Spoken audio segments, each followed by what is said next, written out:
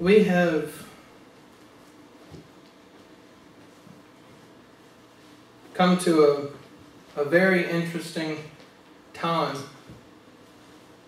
in American history.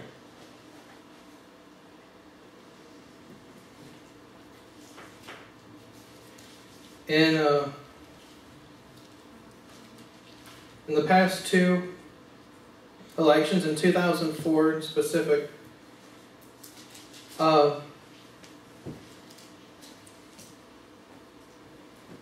right at 121,500,000 people voted for the President of the United States.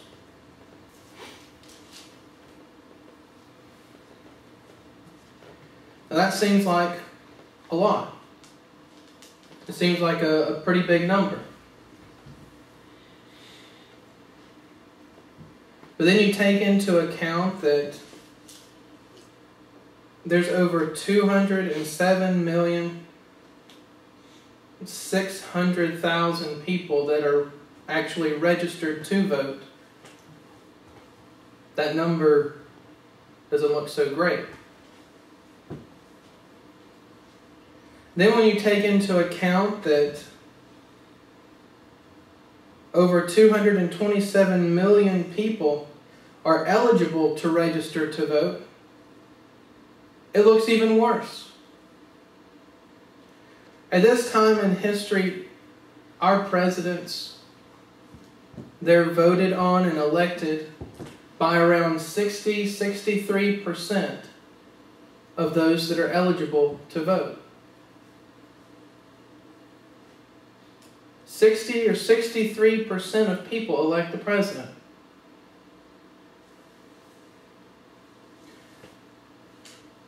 Kind of makes you wonder, what would our founding fathers have thought about that? How many people back throughout history got excited when finally they didn't have to serve a king? They had a voice. They could elect a president, their own ruler, their own leader. I'm sure that everyone that was able to went out to vote. But we're at a different time. America has seen prosperity, years and years, centuries of it.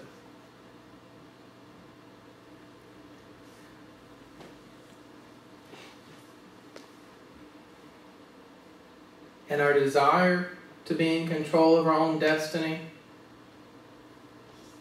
has grown dim.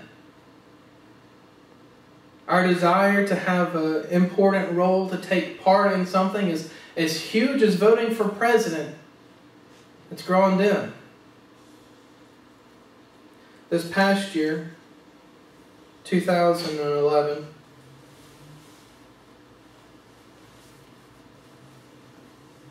there were 132 million votes cast to elect the next American Idol, a singer. 132 million votes were cast.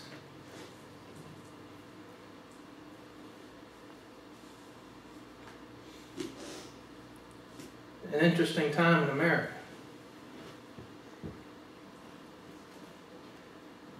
A time of great complacency.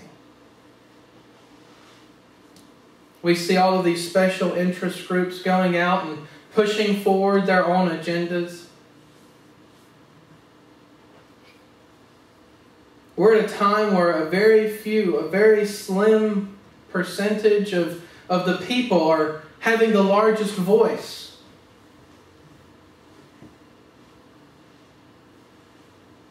For instance, we hear that all of these homosexual activists and gay rights activists, they're all out there, and this is huge amount of people, but studies have shown that around 1% of Americans actually identify themselves as homosexual. Yet it's all over the news.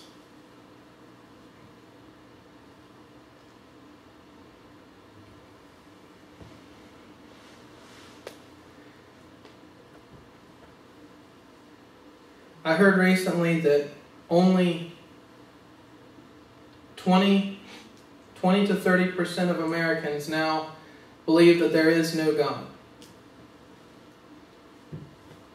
And that sounds like a horrible number. But that still leaves 70 to 80% of Americans that do believe that there is a God. But whose voice is the loudest? Whose voice is crying out for change? Defending their rights?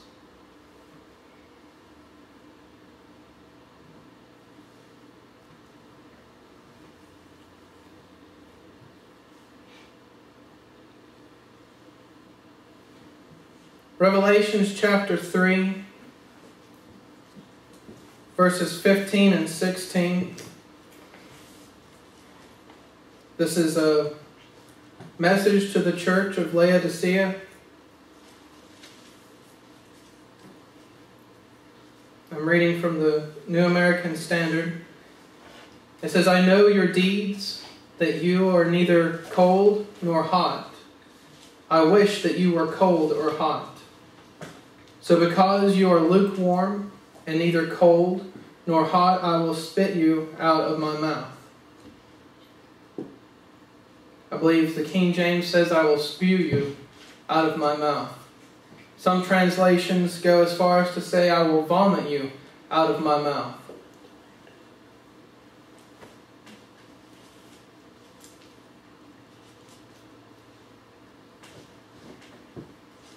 And why? Because they're lukewarm.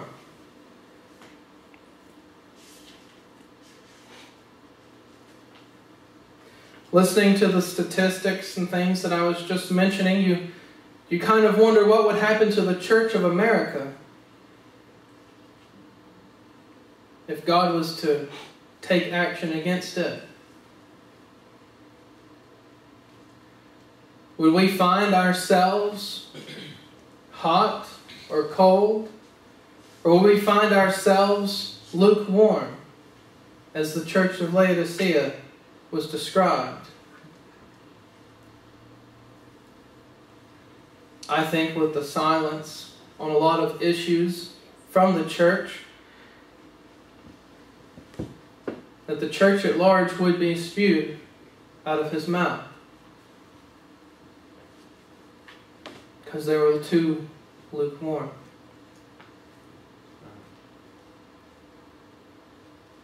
I know that we have a fear a lot of times of mixing church and state, and politics shouldn't be preached from the pulpit, but then again, that's been practiced for how many years, and how well has that been going? Back when Lyndon Johnson was a state senator, he was losing his race.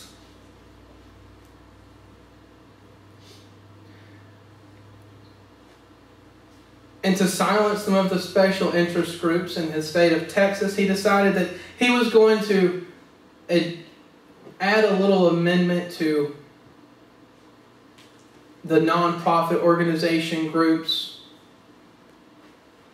Something that said that for them to retain nonprofit status, they had to be nonpartisan.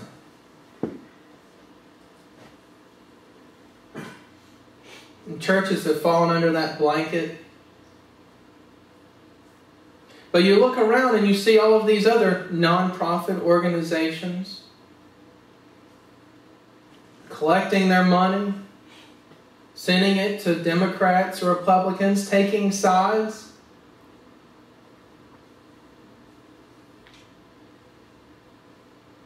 For instance, Planned Parenthood. I don't think we have a question about who they support.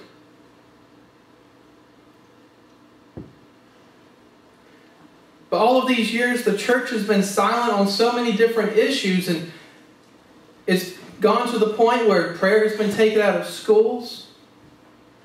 You can't mention God. Kids are even getting in trouble in schools for wearing a t-shirt that has the American flag on it.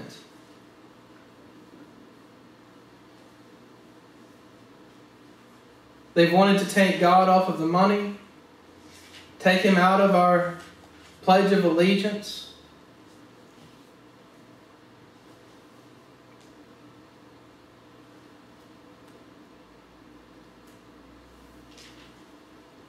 And the church is silent. You know, our silence, the lukewarmness, it doesn't just go to the political stage. It doesn't just reach a national level. But if we come down more locally, we see that the same problem is going on locally. Church is afraid to stand up and speak out for what they believe in.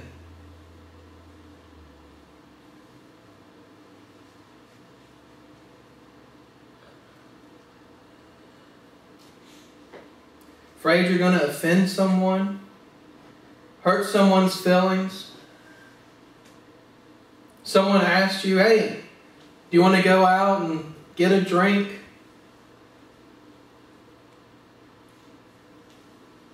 How many times have you been asked that? Mostly it's when you're younger. Sometimes you may meet someone later on in life, go into a new job or something. But how many times have you been asked that? And when you answered, your answer was weak.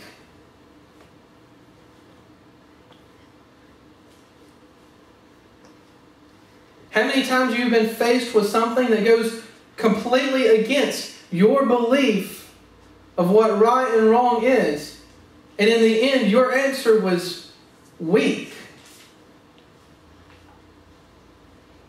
Well, this is what I believe.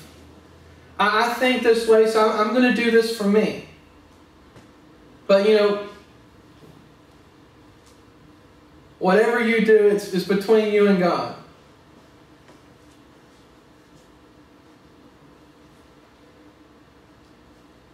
I've looked, and I don't see a time where Christ said, you know, whatever you do is between you and God.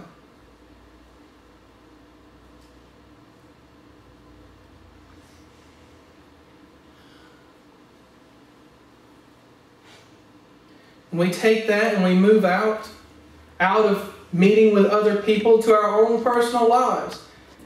And we see that time and time again we're willing to compromise and willing to shift and willing to do things differently, not because we find it scripturally right, but because we find it more convenient.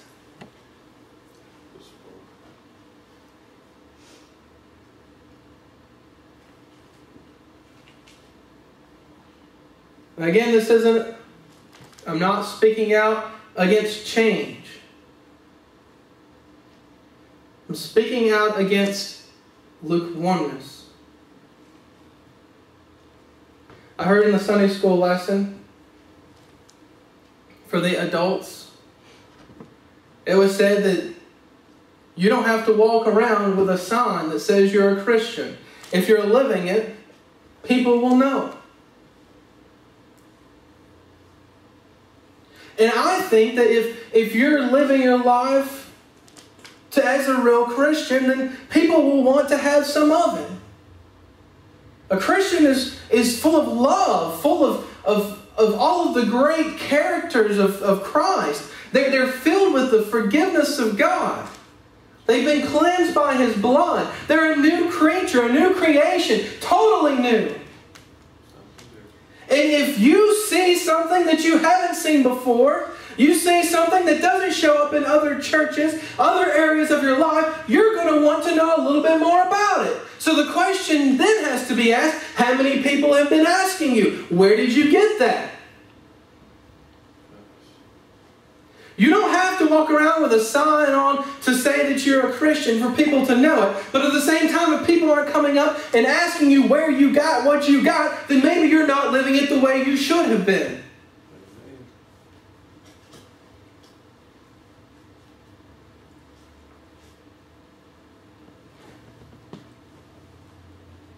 It's time we got rid of this lukewarmness, this fear of standing up for what we believe in, Fear of being who we truly are. We come to church and we're one person. We go to work and we're another person. We go home and we're someone totally different. We don't live 2 different lives. We live 3 and 4 different lives.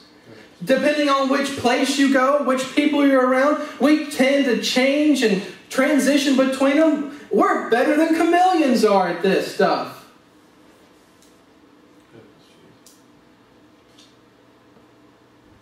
Then we come to church, and we get that look on our face. We know what to say. We know what to do. You say the right things, you do the right things, you get in, get out. Some of us take different approaches. We want to be quiet, or we want to be loud, or we want to just be kind of somewhere in the middle, and we're going to get in and get out, and nobody's going to ask us questions. Nobody's going to think anything bad about us. I mean, how could we? How could they think anything bad? We didn't stand out. We didn't do anything different. We were the person that you're supposed to be in church. Bless God.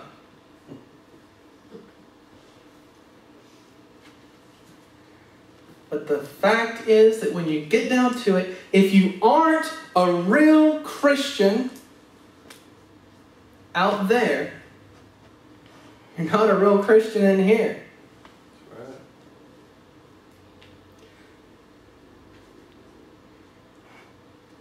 Where do we find ourselves on this list? Hot, cold, lukewarm. I don't think that any of us here are in the cold category because we all profess to be Christians.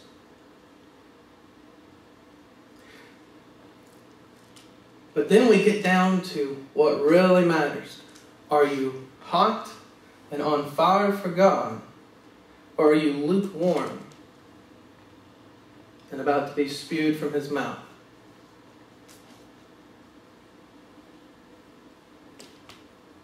And I think if a lot of us were honest with ourselves, we would find that we're in the lukewarm category. Because life's hard. Life beats you up, knocks you around, throws you all over the place. And people around us don't have the same courtesy for us that we wish that they did. We're not treated the way we want to be treated, talked to the way we want to be talked to. We don't get the jobs we want. We don't have the job we want. We don't get paid what we want. We don't get to take off when we want. We have to do this and do that. We don't want to do those things. It's too much. It's hard. And it just beats you up. And how are you supposed to be able to have a great relationship and a great life with Christ if you can't have a great relationship and a great life at work or at school or wherever it is that you go through the day? How are you supposed to be able to do it? I mean, we're only human.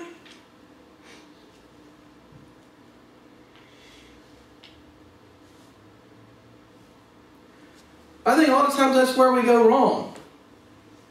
Our Christian relationship, our relationship with God, is not based on our relationships at work. Our relationship with God isn't based on what happens in our life.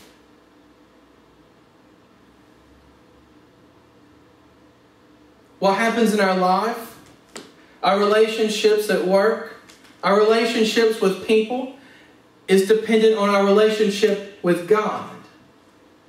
It all depends on our relationship with God. It doesn't matter how you're going to be treated. It doesn't matter what's going to go on in your life. That has nothing to do with it. It all has to do with God, our relationship with Him. If we have our vertical relationship lined up right, our relationship with God the way it's supposed to be, all of the horizontal relationships that we have here on earth, they'll take care of themselves. Because we have God inside of us. We have the Creator of all the universe inside of us. We have love inside of us, peace inside of us, hope inside of us. Forgiveness is around us. We don't have to worry about those things anymore because we live for a greater purpose, a greater person. We live for God and God alone.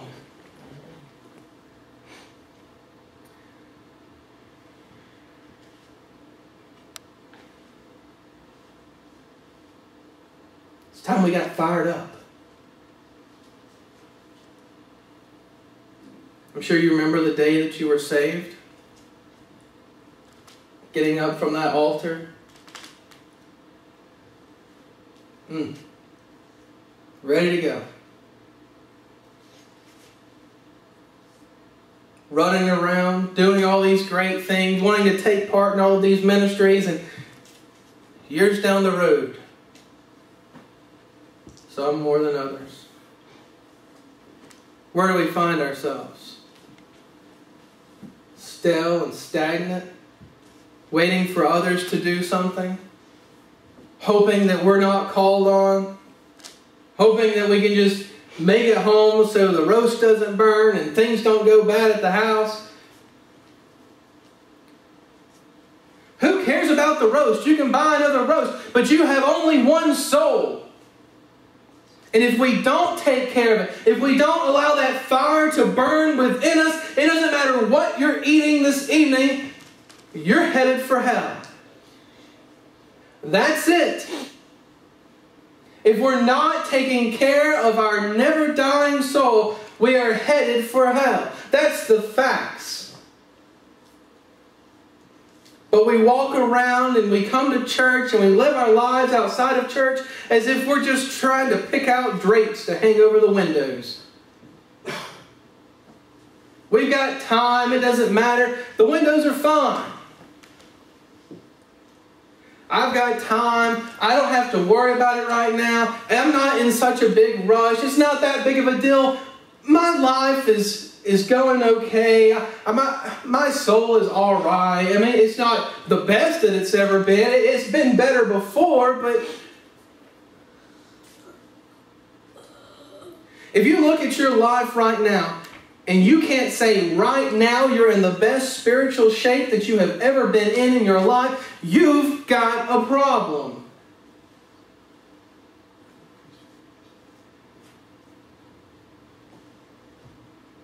Let me try that one again.